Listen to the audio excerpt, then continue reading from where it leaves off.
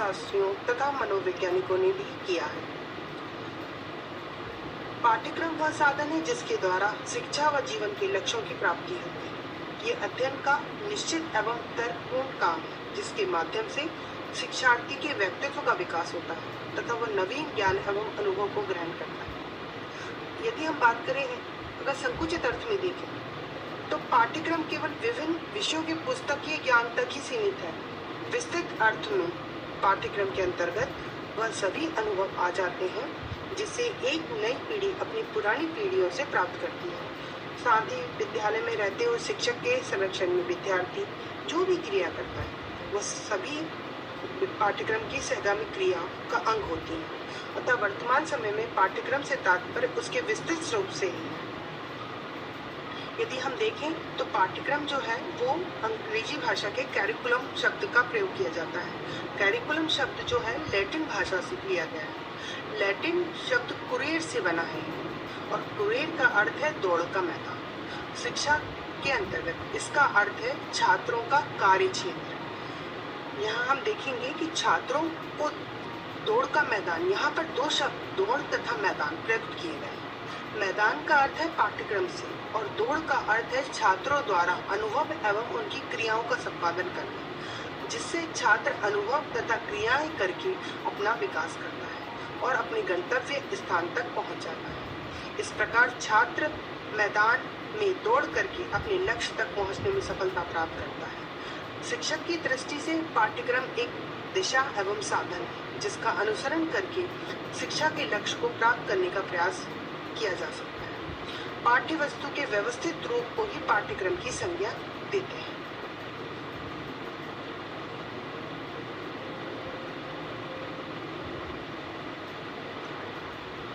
शिक्षा शास्त्रियों ने पाठ्यक्रम की अनेक प्रकार से परिभाषा की है। कुछ प्रमुख परिभाषाएं इस प्रकार।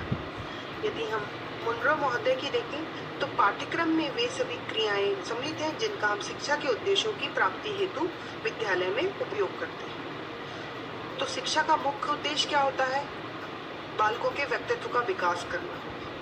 कहीं ना कहीं बालक शिक्षा क्यों ग्रहण करता है कि उसका एक निश्चित लक्ष्य या एक उद्देश्य होता है। तो मुनरो ये बताने की कोशिश करते हैं कि पाठ्यक्रम में वे सभी क्रियाएं आ जाती हैं जिनका हम किसी निश्चित उद्देश्य की प्राप्ति हेतु विद्यालय में उपयोग करते हैं। हान महोदय के अनुसार पाठ्यक्रम वह है जो बालक को पढ़ाया जाता है। ये शांतिपूर्ण पढ़ने या सीखने से अधिक इसमें उद्योग, व्यवसाय, ज्ञानोपार्जन, अभ्यास और क्रियाएं सम्मिलित होती हैं। तो हान महोदय ये बताना चाहते हैं कि पाठ्यक्रम के अंतर्गत व्यावसायिक पाठ्यक्रम से रिलेटेड सारी चीजें आ जाती हैं। ज्ञानोपार्जन मतलब टोटल बालक के संपूर्ण व्यक्तित्व के विकास से संबंधित इसमें सारी चीजें सम्मिलित होती हैं। माध्यमिक शिक्षा आयोग के अनुसार पाठ्यक्रम का अर्थ रूढ़िवादी ढंग से पढ़ाए जाने वाले भौतिक विषयों से नहीं है, परंतु इसके अंतर्गत वे सभी क्रियाकलाप आ जाते हैं जो बालक को कक्षा के बाहर और भीतर प्राप्त होती है।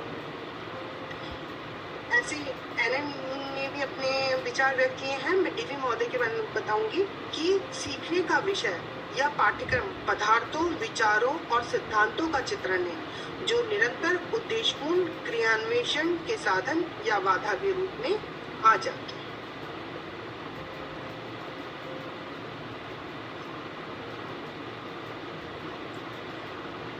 अब हम देखेंगे पाठ्यक्रम का विकास को प्रभावित करने वाले ऐसे कौन से कारक हैं। तो आप जानते हैं कि समय समय पर पाठ्यक्रम का जो प्रारूप है वो बदलता रहा। शिक्षा व्यवस्था के कारण, शासन प्रणाली के कारण, विभिन्न शिक्षा आयोग व समितियां, सामाजिक आर्थिक जनसंख्यात्मक शक्तियों के कारण, राजनीतिक शक्तियां, ज्ञान में तीव्र वृद्धि के कारण, तकनीकी प्रगति, सामाजिक परिवर्तन, परीक्षा प्रणाली और अध्ययन समिति, ये सब ऐसे कारक रहे हैं जो समय समय पर पाठ्यक्रम के स्वरूप को परिवर्तित करते रहे हैं और इनके आधार पर ही पाठ्यक्रम निर्धारित होता है।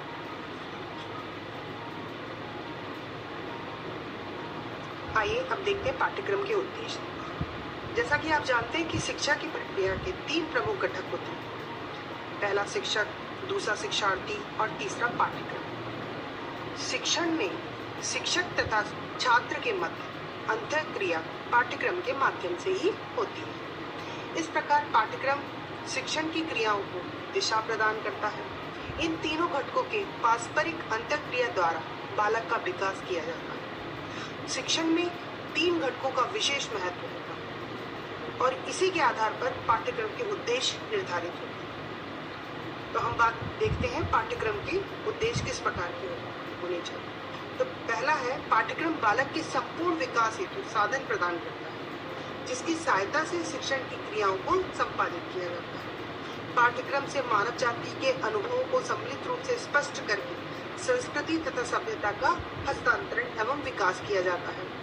पाठ्यक्रम से बालक में मित्रता, ईमानदारी, सहयोग, सहनशीलता, सहानुभूति एवं अनुशासन आदि गुणों को विकसित करके नैतिक चरित्र का निर्माण करना इसका प्रमुख उद्देश्य है। पाठ्यक्रम से बालक की चिंतन, मनन, तर्क तथा विवेक एवं निर्णय आदि सभी मानसिक शक्तियों का विकास होता है।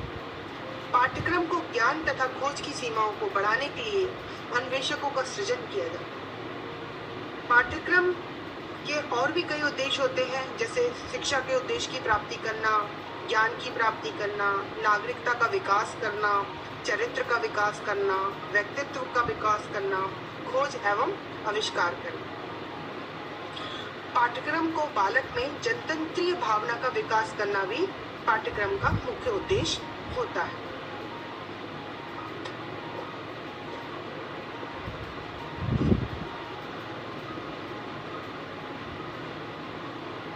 आइए अब देखते हैं पाठ्यक्रम के आधार। वो कौन से आधार हैं जो पाठ्यक्रम को प्रभावित करते हैं। तो पाठ्यक्रम के अंतर्गत कई आधार आते हैं, जैसे सामाजिक, वैज्ञानिक, दार्शनिक, सांस्कृतिक, मनोवैज्ञानिक और ऐतिहासिक। अब हम इसको विस्तार पूर्वक देखते हैं कि दार्शनिक आधार पाठ्यक्रम में क्या भूमिका निभाते हैं। तो दार्शनिक दृष्टि से देखें तो बालकों को शिक्षा क्यों प्रदान की जाए, इस प्रश्न का उत्तर सामाजिक दर्शन देता है। दर्शन ये प्रकट करता है कि बालक भावी जीवन में कैसे मनुष्य बने। राजीव गांधी ने नई शिक्षा नीति में यह सोचा था कि देश को 21वीं शताब्दी में कैसे नागरिक चाहिए जो राष्ट्र को विश्व के साथ चला सके। तो ये क्या था, उनका एक दर्शन था कि उन्होंने ये सोचा था शिक्षा भावी नागरिकों के लिए निर्माण के लिए दी जाती है, जो समाज तथा राष्ट्र एवं विश्व की आवश्यकताओं की पूर्ति में सक्षम। दूसरा हम यदि देखें सामाजिक आधार, तो सामाजिक आधार के अंतर्गत मनुष्य समाज में जन्म लेता है, समाज में रहकर ही अपना जीवन यापन करता है और अंत में उसकी मृत्यु भी समाज में होती है। अतः समाज का एक वह अभिन्न अंग होता है। मानव के लिए समाज अत्यंत आवश्यक है। मनुष्य का अस्तित्व समाज के बगैर कुछ नहीं है। यदि हम दूसरे शब्दों में इसको देखें तो मानव एक सामाजिक प्राणी है और समाज का प्रभाव मानव पर इतना अधिक है कि उसके जीवन का कोई भी पक्ष इससे अछूता नहीं है। और भी आधारों के बारे में मैं बात करूं तो हम देखते हैं मनोवैज्ञानिक आधार। मनोवैज्ञानिक आधार के अंतर्गत मनोविज्ञान का विकास के परिणाम स्वरूप अनेक देशों में बालकों की आवश्यकताओं के आधार पर पाठ्यक्रम का निर्माण का प्रयास किया गया। संयुक्त राज्य अमेरिका में तो विकास आवश्यकता पाठ्यक्रम के रूप में एक नई दृष्टि विकसित हुई। इसके अंतर्गत शैक्षिक उद्देश्यों का निर्धारण बालकों के सामान्य विकास और उसे बल प्रदान करने वाली स्थितियों के लिए आवश्यक जैविक एवं मनोवैज्ञानिक उद्देश्यों को ध्यान में रखकर किया जाता है। शिक्षा में मनोवैज्ञानिक प्रवृत्ति बालक के अध्ययन को विशेष महत्व देती है। अतः पाठ्यक्रम निर्माताओं के लिए बालकों के बारे में सही जानकारी प्राप्त करना आवश्यक होता है। मनोविज्ञान के विकास ने शिक्षा के हर एक पक्ष को प्रभावित किया। शिक्षा में मनोविज्ञान पद्धति ने उद्देश्यों, शिक्षण पद्धति, पाठ्यक्रम, शिक्षा का संवर्धन, अनुशासन की अवधारणा, शिक्षक की क्या भूमिका होनी चाहिए आदि सभी पक्षों को एक नया आयाम प्रदान किया है। अगर हम देखते हैं पाठ्यक्रम के प्रकार, जैसा कि आप जानते हैं कि पाठ्यक्रम का विकास एक निरंतर चलने वाली प्रक्रिया है जो कभी समाप्त नहीं होती। ये कहाँ से आरंभ हुई इसका बोध नहीं है। शिक्षण की आवश्यकता की जानकारी छात्रों की उपलब्धियों से ही होती है, जिनको शिक्षक प्राप्त करने का प्रयास करते हैं। परीक्षण के द्वारा ही ये जानकारी हो जाती है कि किस सीमा तक उद्देश्य प्राप्त हुआ है। पाठ्यक्रम का मुख्य लक्ष्य छात्रों का विकास करना होता है, इसलिए पाठ्यक्रम प्रारूप ऐसा हो जिसमें छात्रों के व्यवहारों में परिवर्तन किया जा सके। हम बात करते हैं पाठ्यक्रम के प्रकार की। तो आज वर्तमान स्थिति में पाठ्यक्रम पे जो भिन्नता दिखती है उसके आधार पे कई प्रकार हैं, जैसे कि विषय केंद्रित पाठ्यक्रम, कार्य केंद्रित पाठ्यक्रम, अनुभव केंद्रित पाठ्यक्रम, बाल केंद्रित पाठ्यक्रम, शिल्प केंद्रित पाठ्यक्रम और मूल केंद्रित पाठ्यक्रम। हम बात करते हैं विषय केंद्रित पाठ्यक्रम। जैसा कि नाम से ही स्पष्ट है कि विषय केंद्रित पाठ्यक्रम उस पाठ्यक्रम को कहते हैं जिसमें बालकों की अपेक्षा विषयों को अधिक महत्व दिया जाता है।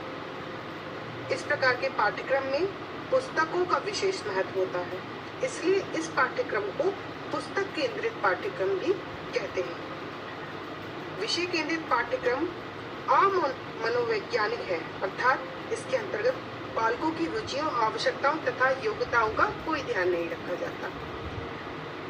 कार्य केंद्रित पाठ्यक्रम, कार्य केंद्रित पाठ्यक्रम में विभिन्न कार्यों को विशेष स्थान दिया जाता है। जॉन डीवी का मत था कि कार्य केंद्रित पाठ्यक्रम द्वारा बालक समाज उपयोगी कार्यों को करने में रुचि लेता है, जिससे उसके व्यक्तित्व का सर्वांगीण विकास होता है।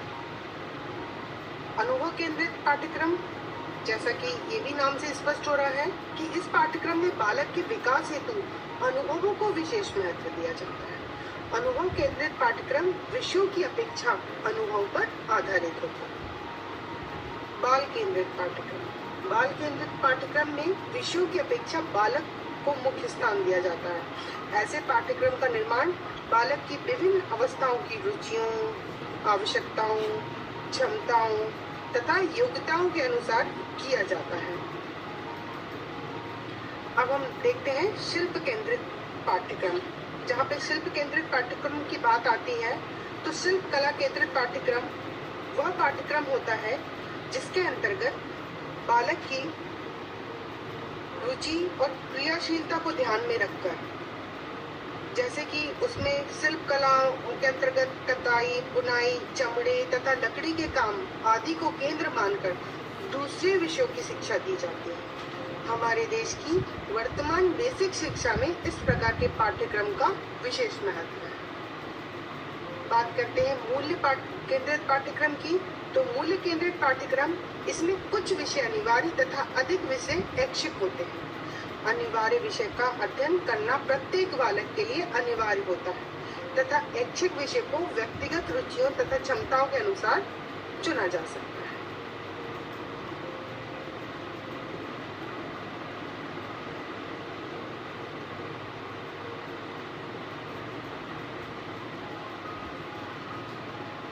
पाठ्यक्रम विकास की आवश्यकता। आखिर पाठ्यक्रम का विकास की क्यों आवश्यकता पड़ती है? तो पाठ्यक्रम विकास एक व्यापक प्रक्रिया है। पाठ्यक्रम विकास किसी एक बिंदु पर आधारित नहीं होता, वरन उसमें अनेक प्रकार के तथ्यों का समावेश होता है। इन तथ्यों का संबंध संपूर्ण शैक्षिक व्यवस्था से होता है। जो पाठ्यक्रम निर्मित किया जाता है उसका विकास होना भी आवश्यक है। कई ऐसे कारण हैं जिनके कारण इसके विकास की मांग और ज्यादा बढ़ जाती है। जैसे बालक के सर्वांगीण विकास हेतु पाठ्यक्रम का विकास आवश्यक है। वर्तमान समय की मांग है कि व्यक्ति आज की परिस्थितियों के अनुसार जीवन यापन करे और इसलिए वर्तमान समय को ध्यान में रखकर ही पाठ्यक्रम विकास करना आवश्यक है। पाठ्यक्रम विकास से ही बालकों के वैज्ञानिक आविष्कारों के लिए तैयार किया जा सकता है। शिक्षा प्रक्रिया में गुणवत्ता लाने के लिए भी पाठ्यक्रम विकास आवश्यक है।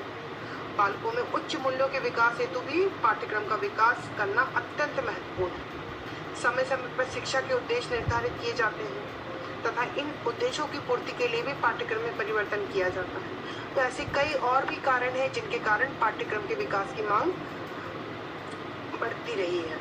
जैसे छात्रों में अभिरुचियों को उत्पन्न करने के लिए, छात्रों की क्षमताओं के अनुरूप उनका विकास करने के लिए, ज्ञान प्राप्त करने के लिए, व्यवसाय तथा नौकरियां तैयार करने के लिए, मानसिक पक्षों का प्रशिक्षण तथा विकास करने के लिए, तकनीकी विकास और वैज्ञानिक आविष्कारों के लिए भी पाठ्यक्रम का विकास करना आवश्यक है।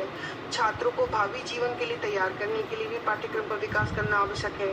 मानवीय गुणों के विकास के लिए शिक्षा में कितना महत्व दिया जा सकता है आदि कई ऐसे कारण हैं जो कि पाठ्यक्रम के विकास की मांग करते हैं। समाज की आवश्यकता के अनुरूप बालकों का विकास आवश्यक है और इस उद्देश्य की पूर्ति पाठ्यक्रम विकास से ही संभव है।